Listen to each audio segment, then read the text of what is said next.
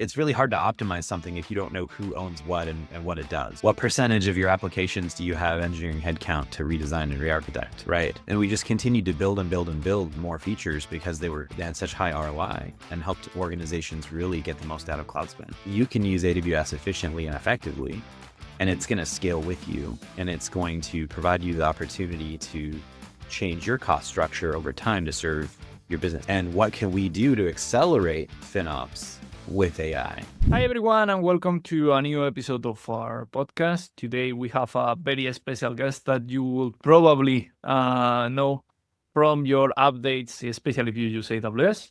But first of all, I want to present my co-host, Damian. Damian, how are you? I'm doing great. Thank you for asking. How are you? Doing well. And today, I'm super happy to have Rick Ochs here. How are you, Rick? Doing great. Thanks for having me on the podcast. Yeah, so this guy is making me work late when I make my newsletter issues, and today we are going to make him some questions that are probably going to have fun. So, Damian, go ahead and start. First of all, I think that we would like to know how you got into Finops. How did you hear about it first time? How you get into this? Yeah, it was sort of by accident. So I've been doing FinOps, I think, for a little over 10 years now. I was at Microsoft.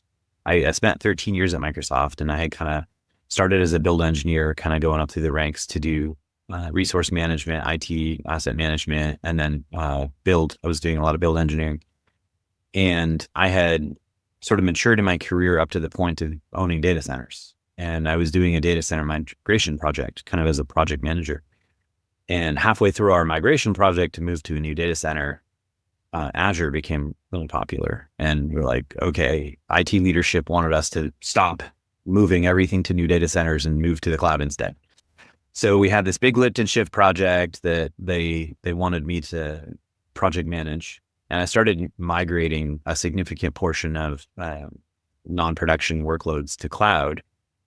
And as I'm migrating these things, I'm looking at these VMs, these instances, and I'm like, wow, I remember building these 5-10 years ago, early in my career when I was a junior build engineer.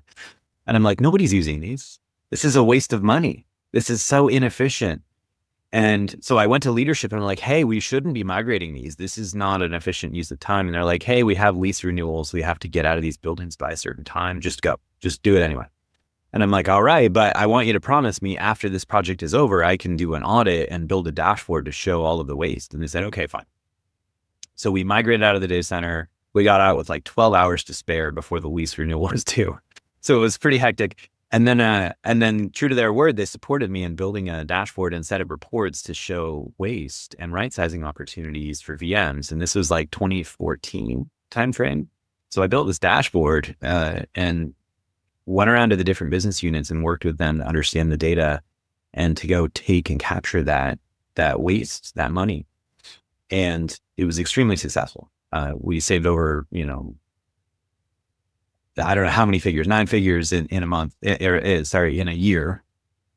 And it was so successful that we started adding more features to the dashboard and more visibility and more recommendations and ways to save money. We implemented a project called Screen Test, where it would automatically turn off servers if they hadn't been used for 30 days and things like that. And it got me so excited. And we just continued to build and build and build more features because they had such high ROI and helped organizations really get the most out of cloud spend.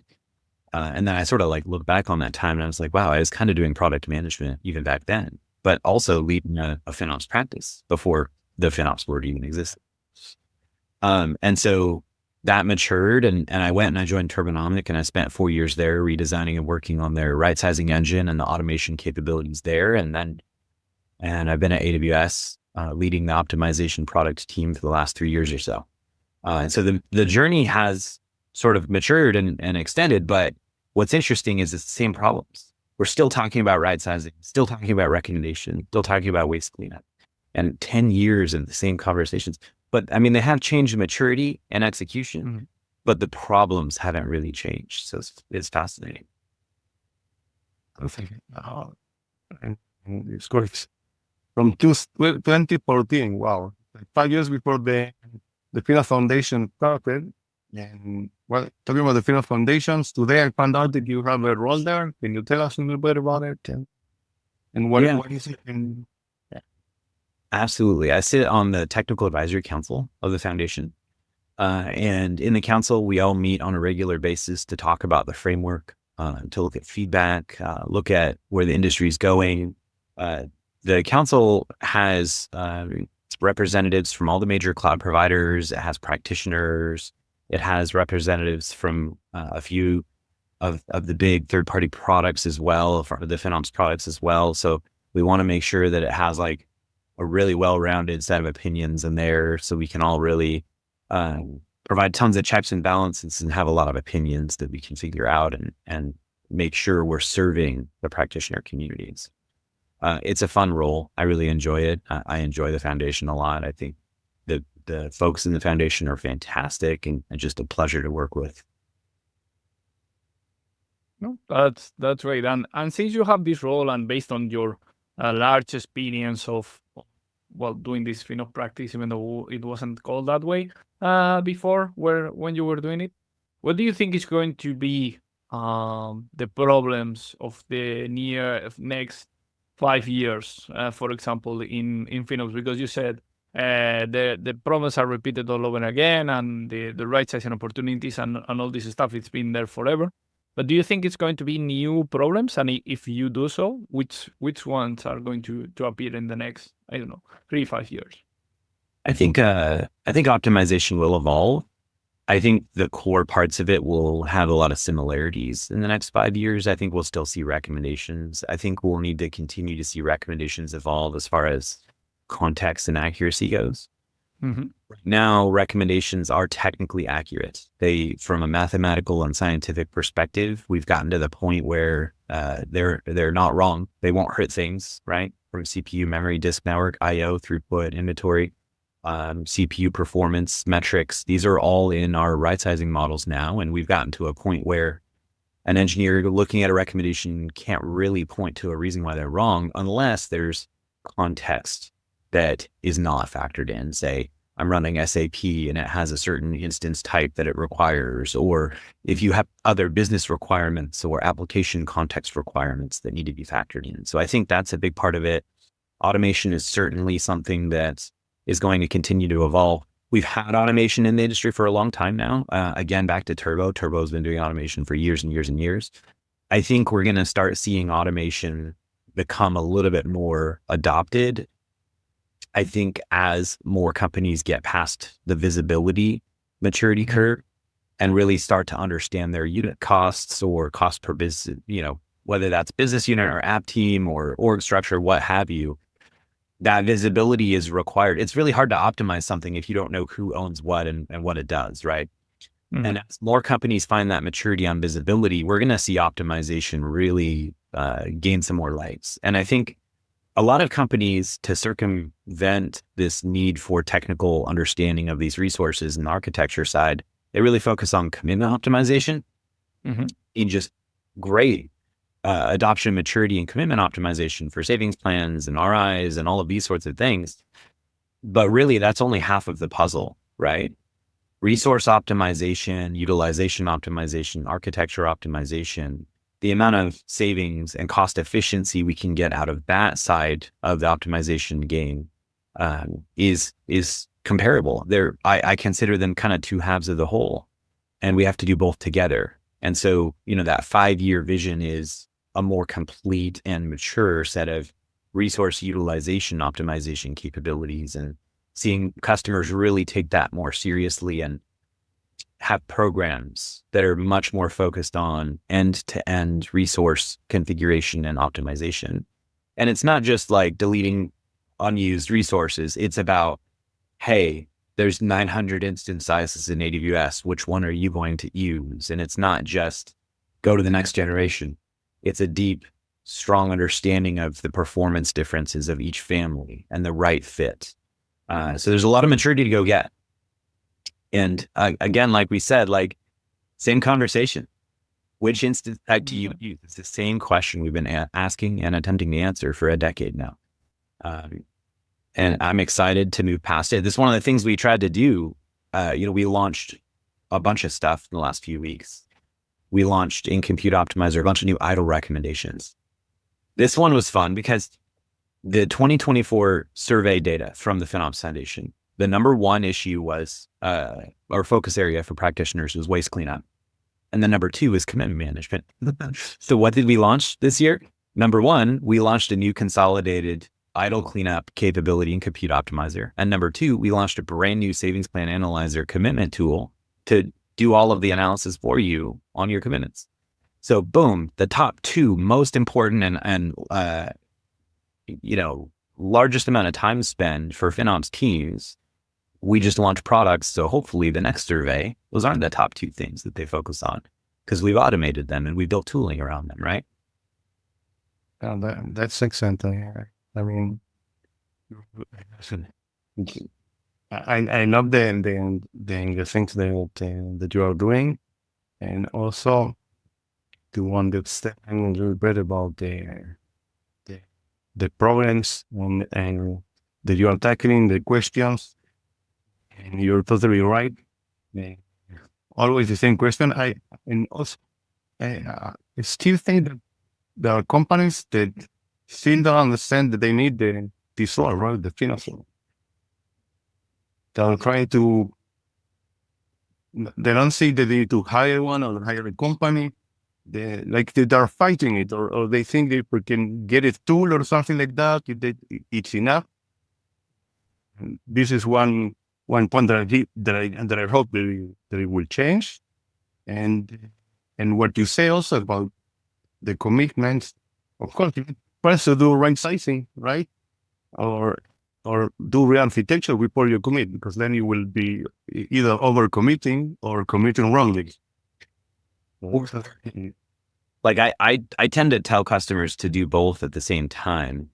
Just mix and match, right? Buy a little bit of your commitments, take a little off the top while you're doing your architectural work, right? If you wait for a year to do your commitments, you're going to pay on demand for a year, and that's very expensive. There's ways, because like in a perfect world, you would right size everything, re-architect everything, and then commit. But what percentage of your applications do you have engineering headcount to redesign and re-architect, right? Like, Right. It's not even more than 10% usually for large companies. So you got to do both. You got to mix and match and go carefully, right? Right. Yeah. You're totally right there. You start slowly with maybe saving plans and focusing on big projects. And we're always talking about ROI, right? It's all about ROI. That's what we need to put in there because, like you say, re-architecting might take a lot of energy or resources. But yes, that's a good point. But thinking about what would you tell these companies that are still thinking that FinOps is required or not? I'm actually okay. Like I run into this too. I'll talk to companies and they're like, we don't have a cost problem. And I'm like, okay, I'm glad to hear that. I appreciate that perspective, and I'll probably talk to you next year. And that's okay. There's the shift left conversation is interesting because how do you shift left if you don't know you need to? How do you think about cost as a resource or spend money, dollars as a resource from an engineering perspective? You don't know you have cost pain. And the whole shift left thing and getting in front of FinOps is important, but until you know it's a business problem for your organization, it is really tough to prioritize without signals, without an understanding of, okay, we're over budget, or, hey, we don't know what our ROI is. And, I've had a lot of conversations over the roles and years and companies I've been at where, we're like, yeah, we don't really need to think about optimization. And I've had other companies, hey, how do I optimize before? And it's like, well, that analysis is difficult. And I've also seen the opposite where companies will freeze and they'll do so much analysis for years, how to redesign everything to cloud native, that they don't move anything. And so both are bad. I can't say bad. Both have, pros and cons. Let's say it that way. Let's say it that way.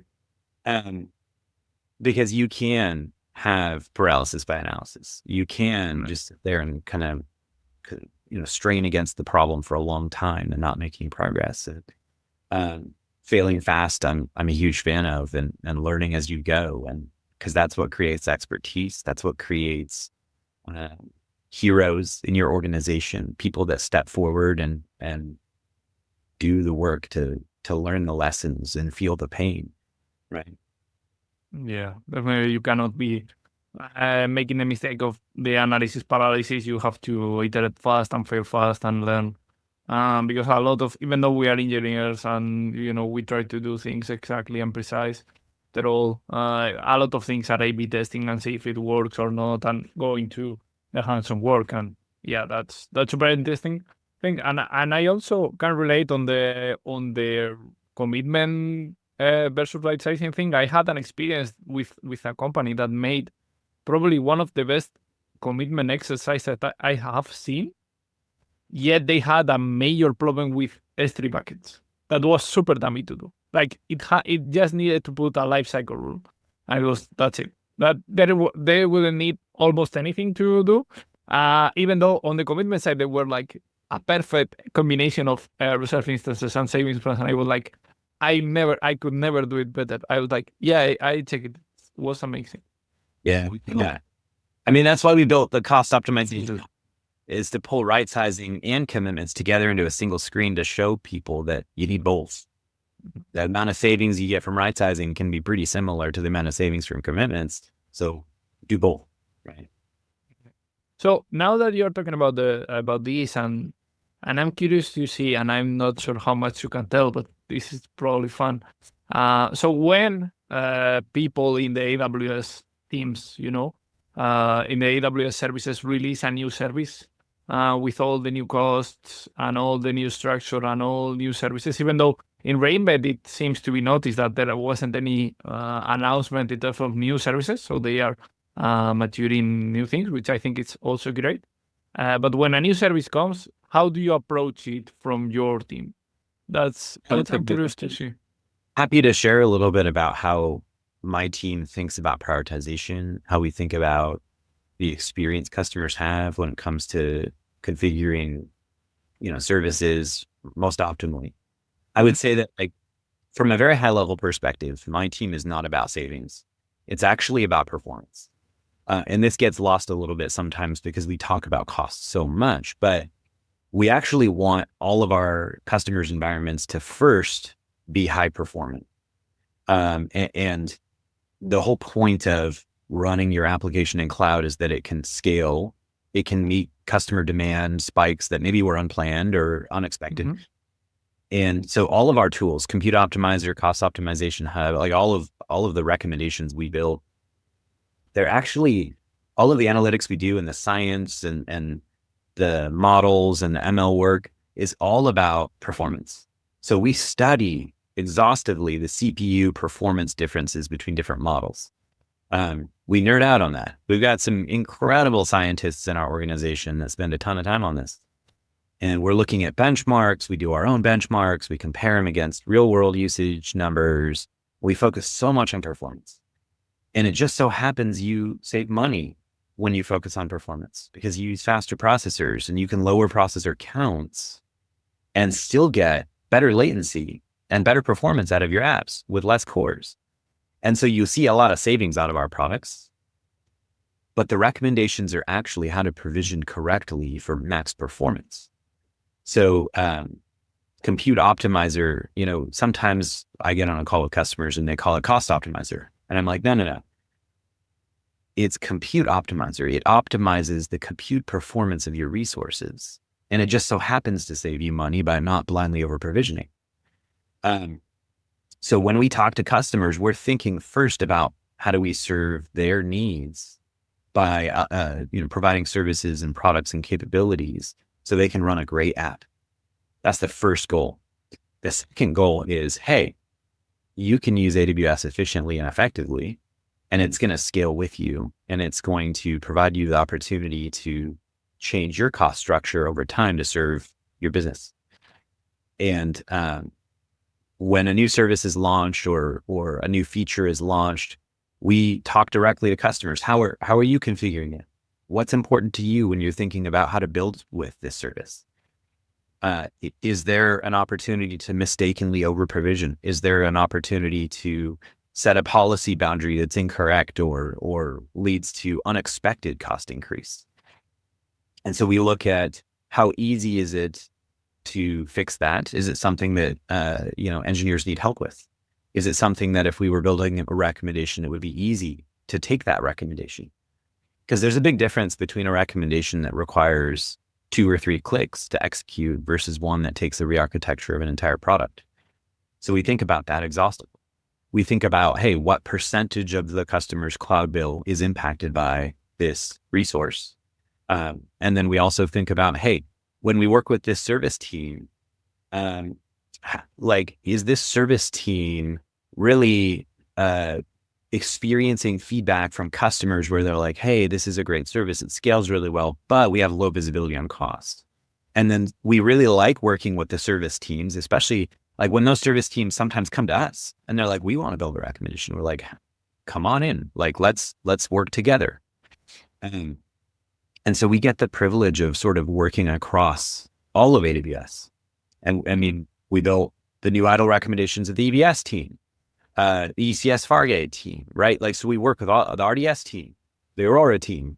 We work with all of these different service teams, and my team will bring the FinOps perspective, and they'll bring the service operations perspective and the advanced understanding of how the service works. So we'll work with their principal engineers and we'll say, hey, how are your customers configuring these resources? How do we provide a recommendation that is 100% safe, that is not going to break anything? And so we're a bit of a check and a balance with each other, right? Where they can check us from a quality and accuracy and safety standpoint, and we'll bring that FinOps perspective. Yeah, that's super interesting because I was when you were talking about and I was thinking about the new services that come year after year, and because we had this conversation about with practitioners that you have I don't know, I think it was 700 types of easy instances that you can actually configure differently and all this stuff. And I was super interested on how you approach it, and I'm also prone to see like your customer obsession in general especially in AWS, because I was in the optimization day here in Madrid, and it was like obsessed with feedback and how customers do it, because I always think that it's easier to build from the customer feedback as well. It's way easier to do the products from that to the customer when you have customer feedback. Otherwise, it's guessing. Yeah, it takes a commitment though, because it's not hard to look at your backlog, look at data already in your hands and prioritize a backlog, right? There's a lot of prioritization frameworks out there from a product manager perspective. But meeting with customers and seeing the frustration on their face or seeing the happiness on their face and converting that to data, right? And we have a product feature request system where our account managers, our technical account managers, and our solutions architects can feed that feedback into us kind of at scale across our whole customer base. Not just gathering that data and customer names and hey, who's struggling with what, but actually like sitting down and empathetically listening to, hey, you're a FinOps organization. You are trying very hard to influence your engineering teams to consider cost as a resource. Where is that working and where is it not working? What data sets do you need to make this argument more convincing? What data sets do you need to get engineers to take right-sizing recommendations more seriously, or to understand that they're safe and they're not risk, that, you're not going to incur risk by taking these recommendations? What do you need to empower your success? And if we can build a product that makes that FinOps practitioner 2 times more successful in their job, 2 times more impact on counting savings, getting to a unit economic number or something like that, that's really the success of that FinOps team is the success of my products, right? It's one and the same. And it's interesting because we talk about features and data sets and recommendations, but at the end of the day, FinOps is much more of a cultural movement, and it's a philosophical conversation on what does it take to instill bravery in engineers to make changes to the way they do things, and how do you pivot culture? And ideally, you have the right products and data sets to have a culture conversation and pivot on culture. But the culture part is harder. The culture part is harder than the software part, than actually building the features. But they have to work together. You have to have the right products, the right data, the right experience to make this culture conversation easier, to inspire people to build a product people enjoy using, and they share with their coworkers, they share with their peers in the industry, and they're like, hey, I was really successful with this, and this helped me really convince people that this approach to savings plans is the highest ROI, or this approach to right sizing is the most effective and the fastest to results, or whatever that is. The products must inspire that confidence to support the cultural change and the FinOps teams to really help influence engineering at scale. It's a super interesting reflection on that. And I'm curious, following on the, even though it's a different topic, but since, all these AI booming and, AWS being one of the major providers, how afraid are you from the Bedrock team to generate new stuff? And how much are going to be your headache for the next few years? Oh, I love it though. I love it because now we're talking about, hey, let's build new things, right? Like what does the future hold? Is it, I mean, the number of opportunities is sort of endless with Gen AI and LLMs, but we launched a couple weeks ago a general availability of Amazon Q for cost management. Yeah. And like we had to invent new metrics to track the accuracy of the responses. Like there was no such thing as a KPI for Cost Explorer query accuracy coming out of a chatbot. So we had to invent that metric. Actually, a peer of mine, Liam, built and designed a brand new accuracy tracking concept for us to identify what we felt comfortable with GAing. It was really cool. But not just that, like we built GPU optimization recommendations in the compute optimizer last year. Like it's kind of a brave new world. And I'm excited for that because like I had this experience earlier in my career where when cloud was starting to become popular, a lot of people, I was in IT, so there's a huge number of people doing patch management, agent health management, right? So these normal IT practices. There were some people that were afraid, hey, in the cloud, I don't have my patch job. What do I do? And other people were like, oh my gosh, that's great. Now I don't have to patch server and track patching success across IT anymore. Now I can do something more impactful.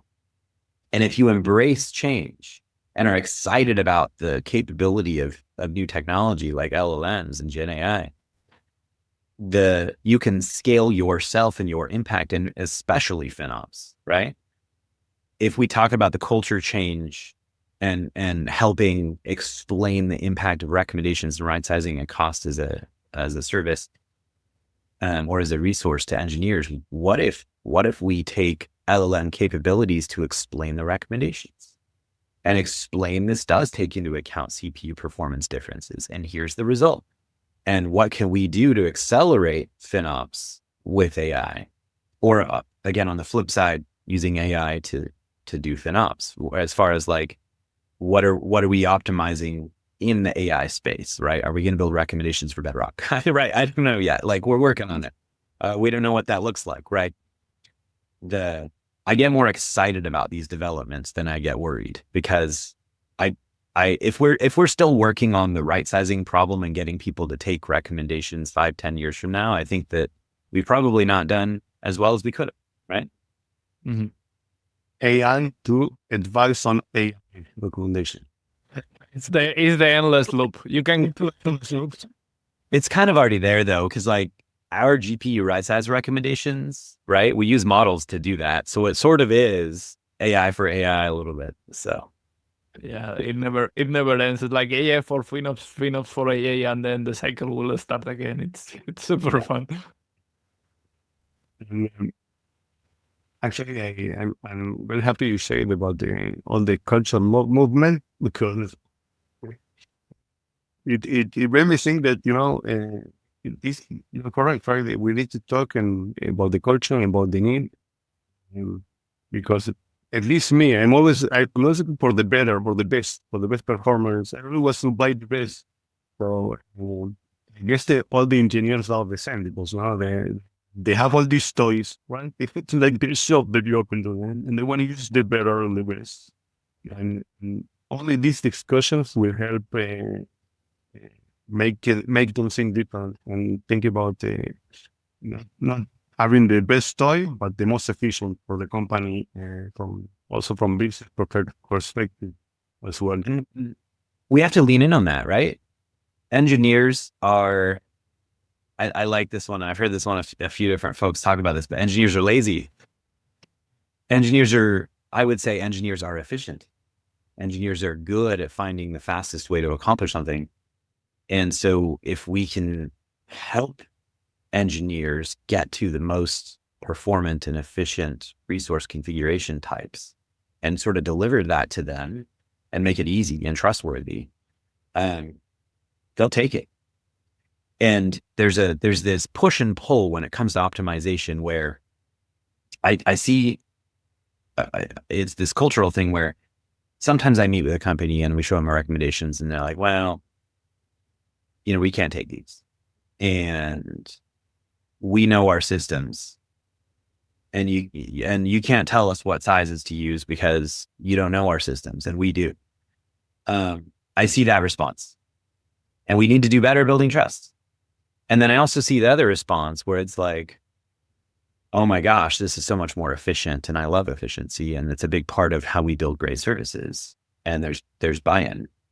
And how do we convert customers from group A to group B where they're sort of adversarial and they're like, don't tell me how to size my resources. I know what I'm doing, versus, okay, we're on the same team. We have the same goal of efficiency and effectiveness and great engineering. And it's not easy. There's some engineering organizations that culturally have commitments to efficiency and doing things that way. And there's some organizations that don't. And we're all, as a FinOps industry, we are all working to do that transition. And it requires a huge amount of trust building, transparency in how we make decisions, how we generate recommendations, providing access to engineers so they understand the science behind a recommendation, things like that. Because we really want everybody on that same page where we're all on the same team. We're all like FinOps collectively as an industry, as a loose set of organizations and practitioners. We all want cloud to be effective and high ROI and business valuable. We want it to empower and supercharge the next wave of investments that our companies are making, the next wave of amazing products and features and capabilities, right? And we need to make sure our engineers are aware that we want to empower them. We're not coming at them with a stick saying, hey, get in line, you're spending too much. We want to come at them with saying, like, let's make you more effective. Let's come alongside you and stretch your dollar so you can do more and have more impact. And that doesn't always come across in FinOps conversations. It's tough, right? And it's a little bit of, Corey says this. Corey says it's like marriage counseling for engineering and finance.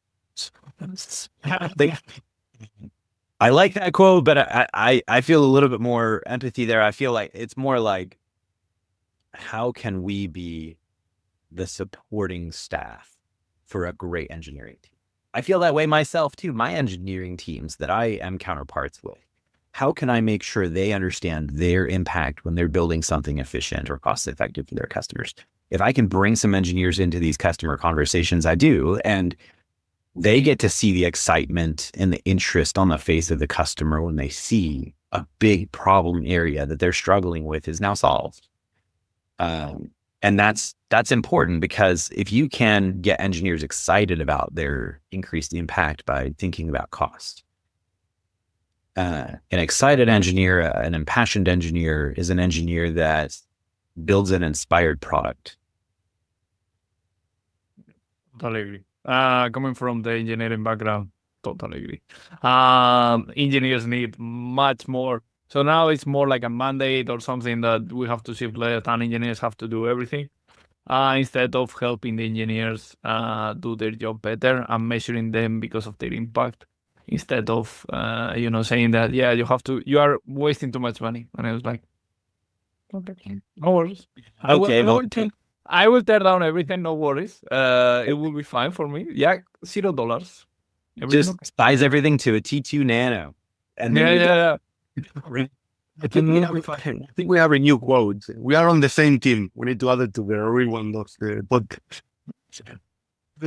Every print should do that. We are on the same team. Yeah, it's super fun to see like how the trends are getting there and how the talk about shift left and engineering priorities and all this stuff is going, because I think it was a bit too pushy on the shift left, everything shift left, and I was like, how? Like, do you think engineers know how, and then they care instead of like having the application running that has been the metric for several years and it's scalable and on Black Friday works and everything works, and instead of make the cost a non-functional requirement that the business is worried about, instead of this product is amazing, it looks great, blah blah blah blah blah. yeah, I hear that a lot where it's like, and coming from an IT background, the first half of my career, it's like, if it's not broken, don't touch it. Harden rule. And it even goes back to data center days where if I would reboot a physical server and it hadn't been rebooted, like turned off and back on in several years, the capacitors in the power supply would pop and you lose the server. So don't touch it. Do not touch it. And then if there was a patch that required full power off on, we would have to go send data center staff to go physically watch it to make sure it turned back on. So this, and then of course we had ITIL and Six Sigma. In the IT world, this is basically a bunch of framework around don't touch anything, don't break anything. And then here, cloud, we're saying touch everything, break everything, learn, scale, auto heal, resiliency. Such a polar opposite from what the IT industry found as success to keep data centers healthy and running. Yeah, it's super interesting how things are evolving on that matter. So I think we got to the point. Kind of what it was. I love this conversation was very insightful.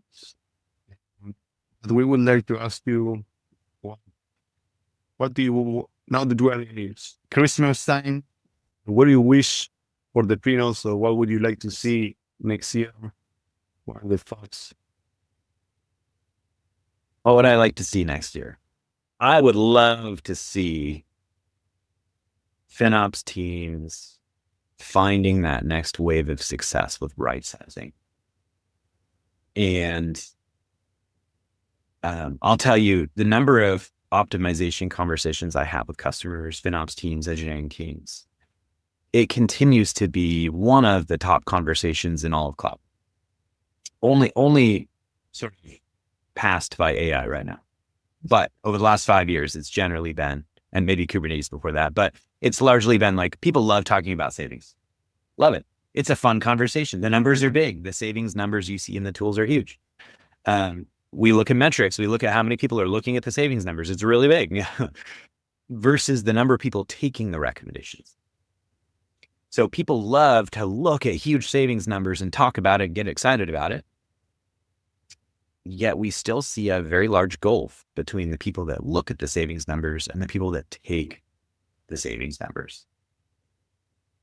And in 2025, I want to continue to see organizations turn those numbers into targets and to shrink the numbers of potential savings and grow the number of achieved savings.